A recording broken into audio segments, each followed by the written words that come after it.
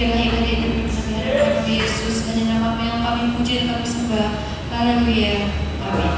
Amin.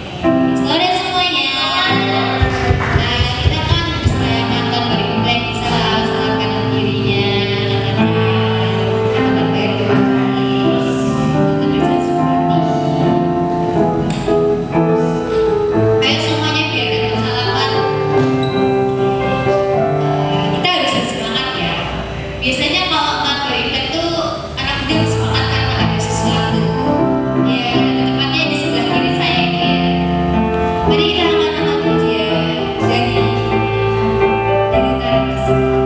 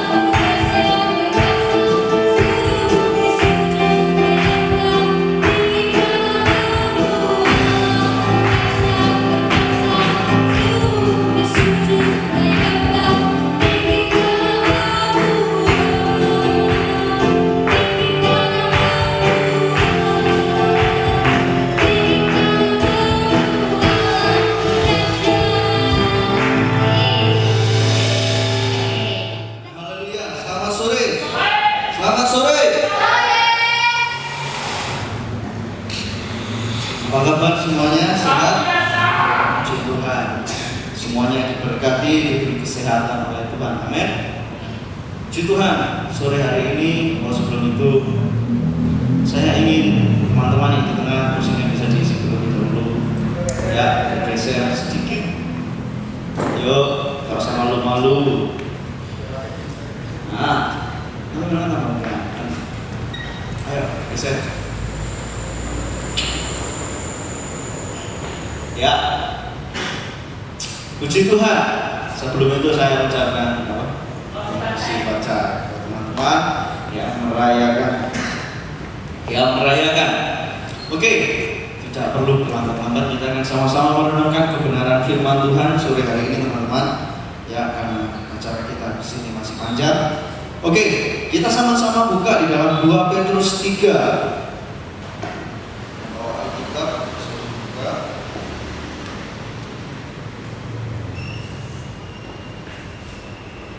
2 Petrus 3 ayat yang ke-10.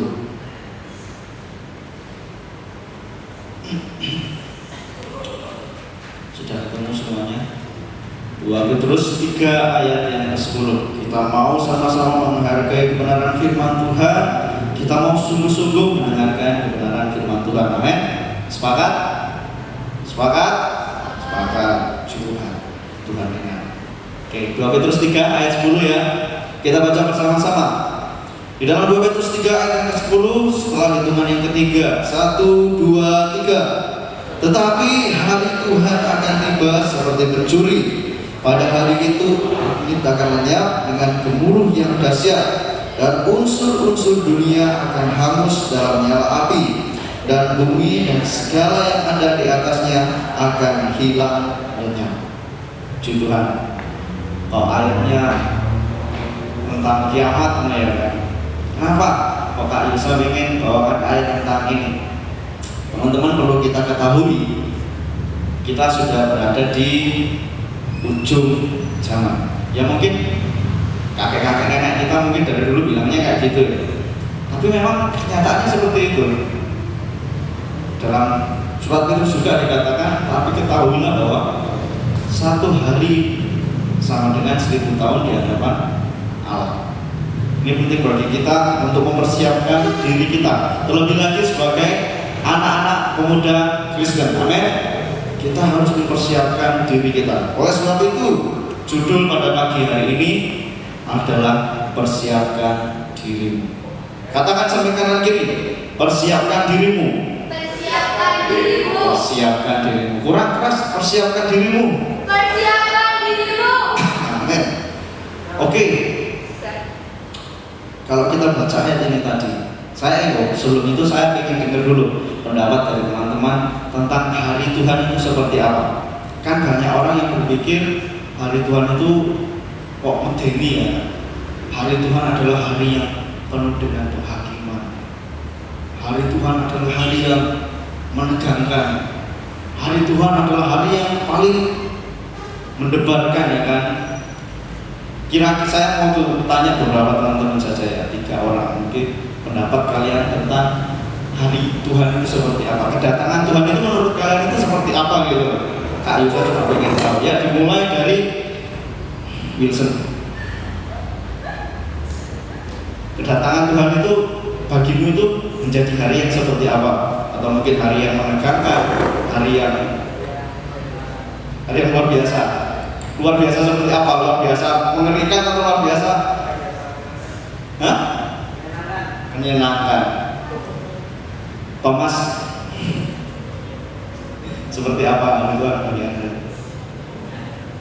Pengangkatan, ingin diangkat, ya tak angkat sih. Ya, terakhir, Christian.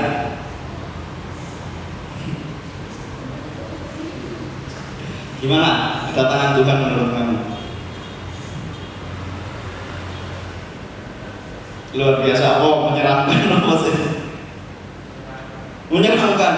Oh, itu menurut Anda ya. Oke, oleh sebab itu kita mau sama-sama ngulik tentang hari Tuhan ini seperti apa.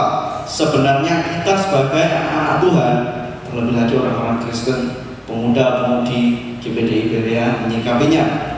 Kalau kita baca lagi di ayat yang ke-10 tadi dikatakan bahwa hari Tuhan itu seperti pencuri, ya kan? Siapa sih orang yang nggak takut rumahnya kemalingan? Semua orang pasti nggak mau rumahnya kemalingan, ya kan? Nggak mau kan? Oh, saya pengen rumah saya kemalingan, tak tinggal semuanya, nggak usah tak kunci. Ada yang seperti itu? Nggak ada. Pasti setiap orang nggak mau rumahnya kemalingan. Nah, masa kita sebagai anak-anak Tuhan menyamakan Tuhan kita dengan seorang pencuri? Kan tidak masuk. Seharusnya pandangan kita sebagai anak-anak Tuhan, sebagai orang-orang yang percaya kepada Tuhan, yang percaya bahwa kehidupan kita sudah diselamatkan, sudah ditebus oleh kebenaran yaitu Kristus, hari Tuhan menjadi hari yang penuh dengan penantian. Hari Tuhan adalah hari yang penuh dengan kebahagiaan. Karena siapa Kristus itu buat teman-teman? Kemarin beberapa minggu lalu kita sempat diskusi juga tentang mengenal Yesus. Teman-teman ada yang menjawab, oh Yesus itu seperti sahabat saya sejati. Yesus itu seperti bapak saya, kan? Teman-teman ada yang menjawab seperti itu kan? Nah, kalau kita tahu bahwa Yesus adalah sosok yang begitu penting di dalam kehidupan kita, bukankah seharusnya kedatangannya menjadi kedatangan yang harus nantikan, bukan yang harus ditakutkan? Karena kembali lagi kalau kita baca di ayat yang ke-10 ini, kita mau mundur ke ayat-ayat sebelumnya, kita melihat konteksnya. Mengapa hari Tuhan dikatakan seperti pencuri yang datang tiba-tiba? Itu konteks bagi mereka yang tidak mengenal kebenaran firman Tuhan. Kita sebagai anak-anak Tuhan, sebagai pemuda-pemudi, kita yang sudah tahu firman, kita yang sudah sering mendengarkan firman Tuhan, kita yang sudah mengenal Yesus, seharusnya hari Tuhan bukan seperti pencuri, tetapi dikatakan bahwa hari Tuhan itu seperti seorang mempelai laki-laki yang menjemput mempelai perempuan. Artinya apa? Penuh dengan kebahagiaan, penuh dengan sukacita. Inilah seharusnya pandangan kita terhadap hari Tuhan sebagai orang-orang percaya. Mengapa kok masih banyak orang-orang yang berkata, hati-hati loh, kamu uripnya gablek terus, besok tiba-tiba Tuhan datang, masih sering dengan seperti itu. Katanya gak ada yang tahu kedatangan Tuhan itu kapan. Orang-orang besok kamu tidur tiba-tiba turun majlum. Ayo, pernah gak kita takut seperti itu? Pernah. Jelas Tuhan mengatakan bagi kita orang-orang yang percaya, orang-orang yang selalu mengerti firman Tuhan, kedatangan Tuhan itu sudah kasih tahu, nanti aku akan datang, anakku, akan ada sesuatu terjadi seperti ini, akan ada sesuatu terjadi seperti ini. Itulah sebabnya ada kitab Wahyu.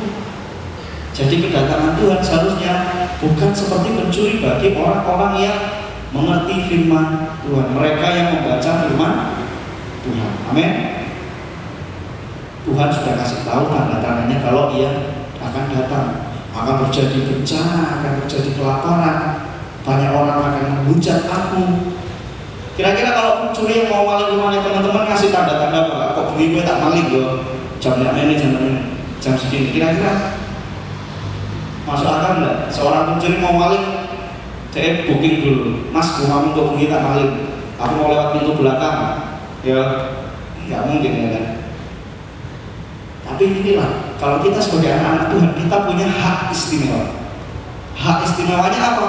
Kita tahu tanda-tandanya. Tuhan memberitahu kedatangannya akan seperti apa. Jadi kita punya keistimewaan untuk mempersiapkan diri kita. Gak seperti mereka yang dikatakan di dalam ayat-ayat sebelumnya, orang-orang dunia yang hidupnya hanya mengikuti hawa nafsunya, hidupnya hanya mengikuti kesenangan dunianya, uripe seneng-seneng toh. Gak pernah ke gereja, ke gerejaan turu. Beda, mereka tidak tahu pesan Tuhan. Mereka nggak mengerti tanda-tanda yang Tuhan telah tunjukkan kepada mereka, sehingga kalau Tuhan datang, mereka belum siap apa-apa. Itulah kenapa bagi mereka dikatakan kedatangan Tuhan, hari Tuhan datangnya seperti pencuri. Sekali lagi, sebagai orang percaya, kedatangan Tuhan bagi kita bukan seperti pencuri. Amin. Amin. Tapi seperti seorang mempelai, laki-laki yang menjemput mempelai wanita. Siapa mempelai wanitanya? Anda dan saya semua ini. Kita semua adalah gereja-gereja Tuhan. Amin. Dikatakan bahwa tubuhmu adalah bait Roh Kudus. Oleh sebab itu diri Anda dan saya, teman-teman, kita adalah gereja-gereja Tuhan. Dan gereja-gereja Tuhan adalah gereja-gereja yang menjadi mempelai Tuhan. Gereja Tuhan yang hidupnya penuh dengan Roh Kudus, mereka lah gereja-gereja yang menjadi mempelai Tuhan. Oleh sebab itu, kembali lagi kita ke tema utama kita pada sore hari ini, persiapkan diri kita. Kita punya keistimewaan loh. Jangan sia-siakan ya privilege, bahasa keren sekarang. Keuntungan kita sebagai anak percaya, anak Tuhan. Kita sudah tahu ini, kalau Tuhan datangnya nanti bakal ada gini. Sebelum Tuhan datang itu pasti terjadi ini. Salah satu tanda-tandanya mungkin teman-teman pernah dengar 7 meterai, 7 cawan, 7 meterai, 7 sangkakala, 7 cawan. Itu adalah salah satu tanda-tanda sebelum kedatangan Tuhan. Kita tahu Tuhan sudah kasih ini tandanya. Sehingga harusnya kita sebagai anak-anak Tuhan, kita punya keuntungan. Karena kita tahu seharusnya kita menjadi orang yang bisa mempersiapkan diri kita. Amin. Kita mau mempersiapkan diri kita. Amin. Sekali lagi katakan samping kanan dan kiri, persiapkan dirimu. Persiapkan dirimu. Amin. Teman-teman, seorang mempelai laki-laki dan mempelai wanita, seorang laki-laki dan perempuan yang bersatu, dikatakan mereka harus seimbang, pasangan yang sepadan. Kita tahu kalau Yesus adalah pribadi yang kudus, pribadi yang suci. Dan sebab itu kita sebagai mempelai wanita Allah, mempelai Kristus, kita harus seimbang. Kita harus hidup kudus, sehingga kita menjadi sepadan untuk dipasangkan dengan Tuhan. Amin. Oleh sebab itu, apa yang perlu kita siapkan untuk menyambut Tuhan Yesus? Apabila teman-teman pemuda, kita masih ada kemungkinan untuk menyongsong kedatangan Tuhan. Oleh sebab itu, kita harus mempersiapkan hidup kita menjadi hidup yang kudus. Amin. Kita membaca di dalam ayat yang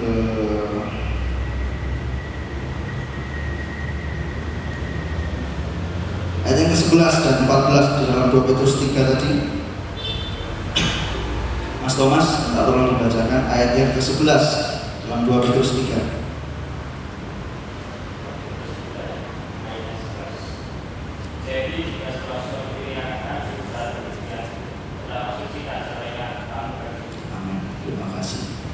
Kemudian Nathan, minta tolong bacakan ayat yang ke-14, 2 Petrus 3 ayat 14.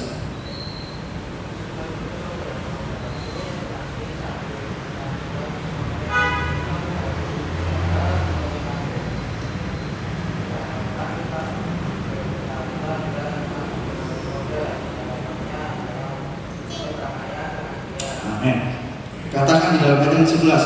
Jadi jika segala sesuatu ini akan hancur secara demikian, betapa suci dan salehnya kamu harus hidup. Betapa suci dan salehnya kamu harus hidup. Sulit ya, hidup kudus itu memang sulit. Karena apa?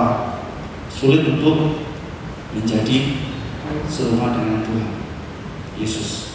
Katakan tadi kan kita harus sepadan untuk supaya kita bisa disandingkan dengan Tuhan Yesus. Karena kita adalah mempelai Allah, maka kita harus hidup kudus sebagaimana Kristus adalah kudus. Tapi bukan berarti tidak mungkin untuk kita lakukan. Ada cara-caranya supaya kita bisa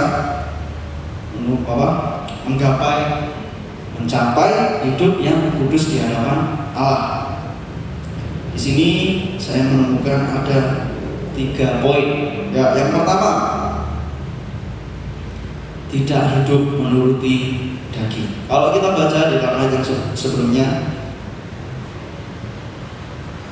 teman-teman, di dalam ayat yang ke-5 sampai yang ke-6 sini dikatakan, mereka sengaja tidak mau tahu bahwa oleh firman Allah langit telah ada sejak dahulu, dan juga bumi yang berasal dari air dan oleh air, dan bahwa oleh air itu bumi yang dahulu telah binasa dimusnahkan oleh air bah. Mereka yang hidupnya menuruti daging, mereka yang hidupnya hanya menuruti kesenangan-kesenangan duniawi. Kalau kita hubungkan apa sih kehidupan daging itu, teman-teman? Kehidupan daging itu hanya hidup yang mengikuti hawa nafsu. Hawa nafsu selalu membawa kita kepada dosa. Artinya apa? Kalau kehidupan kita terus di dalam dosa, kita nggak mungkin bisa hidup kudus. Kita nggak mungkin bisa hidup kudus. Dan itu adalah sesuatu yang sangat bertentangan dengan apa yang firman Tuhan mau. Poin yang pertama, tidak hidup menuruti daging. Bagaimana supaya kita mempersiapkan diri kita menuju hidup kudus, yaitu tidak hidup menuruti keinginan-keinginan daging. Roma 8 ayat yang ke-5 sampai yang ke-7.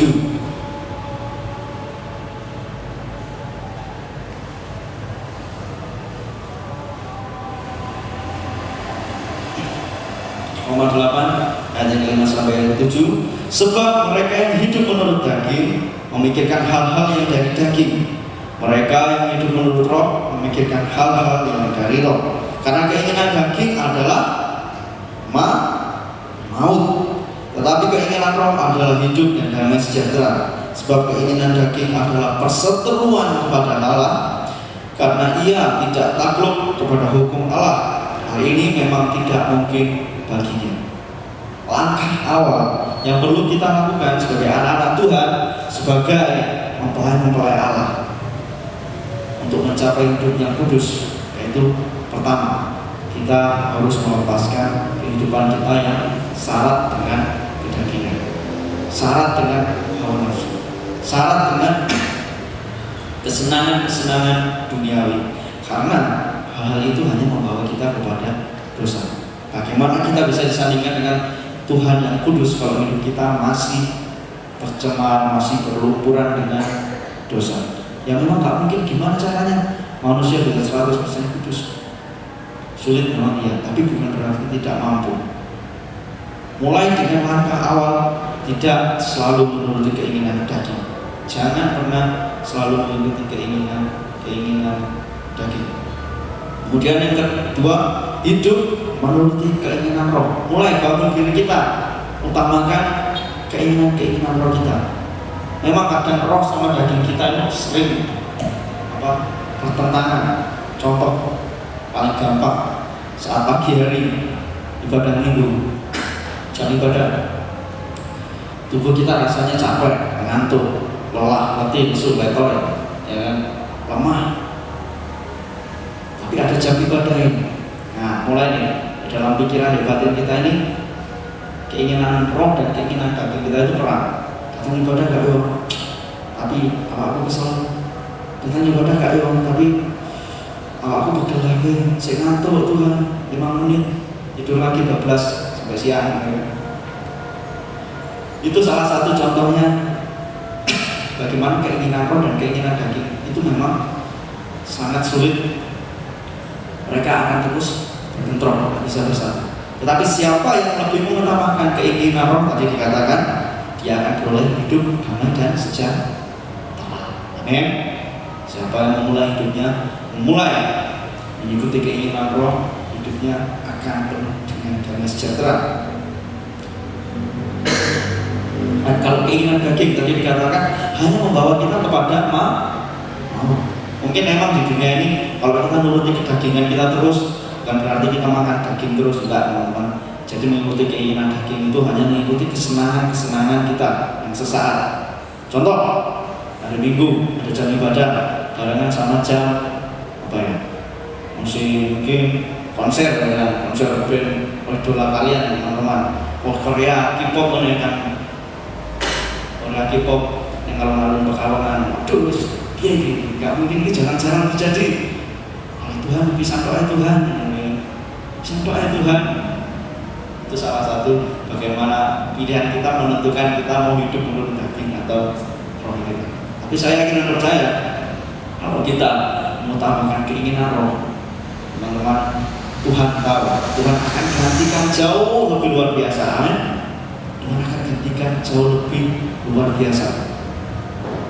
Mungkin secara daging memang gak enak, secara daging memang menyakitkan, tetapi Tuhan tidak pernah menilai apa yang kita perbuat. Kalau kita mengikuti keinginan roh kita itu dengan sepele, enggak. Tuhan tahu, dan kita percaya saat kita hidup mengikuti keinginan roh, Tuhan perhitungkan itu menjadi luar biasa. Amin. Tuhan sudah sediakan berkat bagi kita yang jauh melebihi kesenangan sesaat kita. Amin. Jadi teman-teman, tadi langkah pertama supaya kita hidup kudus, yang pertama tidak hidup menurut daging. Kemudian yang kedua, mulai hidup menurut keinginan roh. Terus yang ketiga, sebagai pelengkap dan terakhir, kita kembali lagi ke 2 Petrus 3 tadi.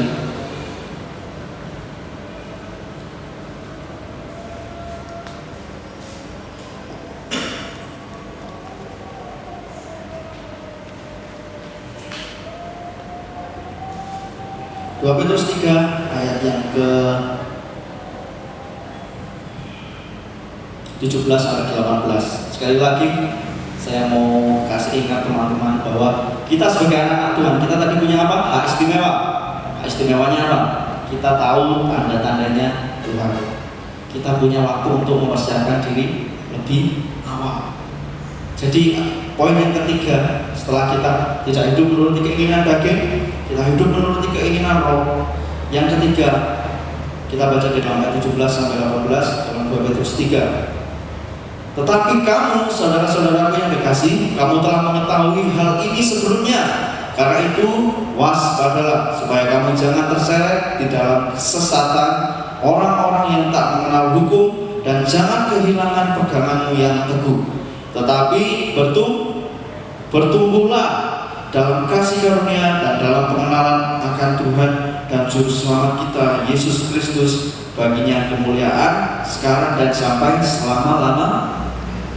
Setelah kita tidak hidup lagi menurut keinginan daging kita memulai kehidupan kita dengan roh.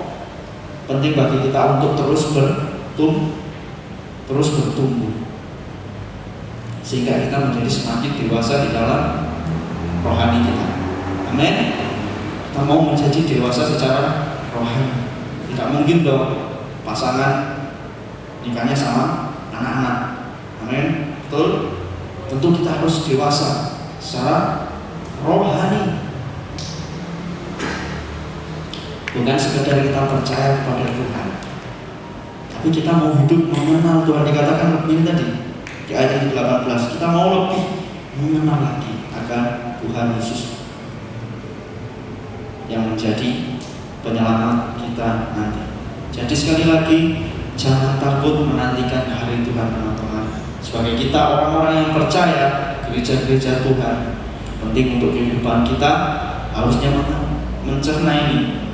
Kita mulai sudut pandang kita terhadap hari Tuhan ini menjadi hari yang penuh penantian, hari yang bahagia. Karena apa?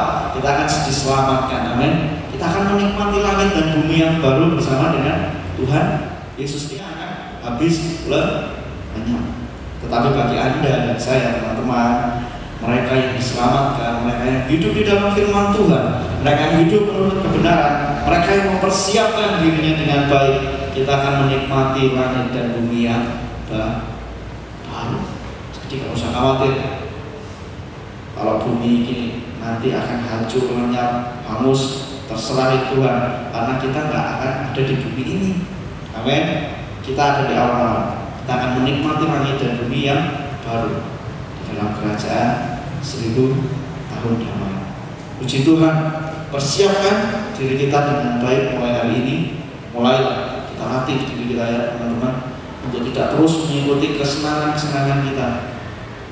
Kita mau belajar mengutamakan Tuhan dalam setiap kehidupan kita. Kita mau mengutamakan keinginan-keinginan roh kita, dan terus bertumbuh, semakin cinta dengan Tuhan, semakin setia melayani Tuhan.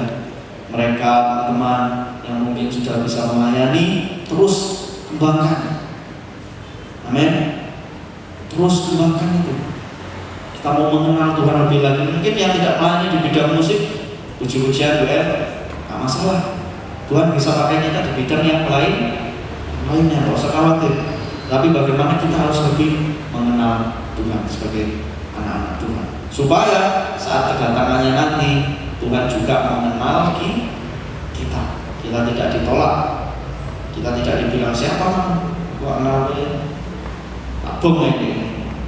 Tapi kita mari turut-turut bersama dengan kebahagiaan Tuhan kita, Tuhan Yesus memberkati. Amin. Puji Tuhan, persiapkan diri kita dengan baik mulai hari ini. Puji Tuhan, kebenaran firman Tuhan yang bisa saya sampaikan. Kita akan akhiri untuk firman Tuhan. Kami percaya Tuhan, setiap pesan yang Kau firmankan, setiap firman-Mu yang tersampaikan di dalam kehidupan kami, Tuhan, Kau punya maksud yang indah. Engkau mengasihi kami dan Kau tidak ingin kami binasa, Tuhan, tapi Kau ingin kami beroleh keselamatan. Dan sebab itu Tuhan, kami mau mempersiapkan diri kami mulai hari ini untuk sungguh-sungguh di dalam Tuhan. Kami mau setia, kami mau terus bertumbuh di dalam pengenalan kami akan Tuhan. Biarlah firman-Mu pada sore hari ini boleh mengingatkan kami untuk kami terus hidup menuruti apa yang menjadi keinginan roh kami. Mungkin daging kami memang lemah Tuhan, tapi kami yakin dan percaya saat kami memilih keinginan kami sesuai dengan Roh-Mu yang menuntun kami, Tuhan akan beri kami kekuatan. Amin. Terima kasih Tuhan Yesus, terima kasih. Kau memberkati setiap kami yang telah mendengarkan firman-Mu, dan firman-Mu boleh kami lakukan, bahkan boleh kami hidupi dalam setiap keseharian kami Bapa. Sebentar kami akan melanjutkan acara kami, pimpin kami, sertai kami, sehingga dari awal sampai akhirnya nanti semuanya sesuai dengan kehendak Tuhan. Terima kasih Bapa, kami bersyukur untuk kebenaran firman-Mu di dalam nama Tuhan Yesus Kristus. Haleluya. Amin. Selanjutnya saya serahkan kepada yang bertugas.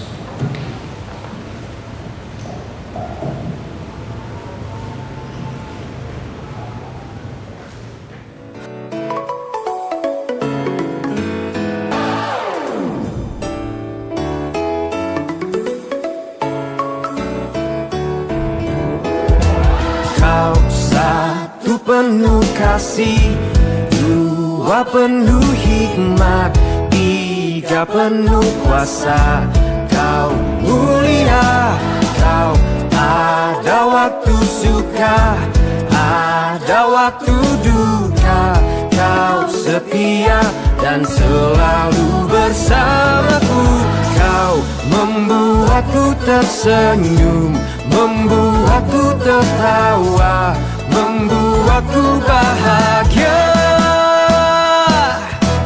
Yesus, Kaulah sahabat, selalu hadir setiap saat. Hatiku bergembira bersamamu Yesusku.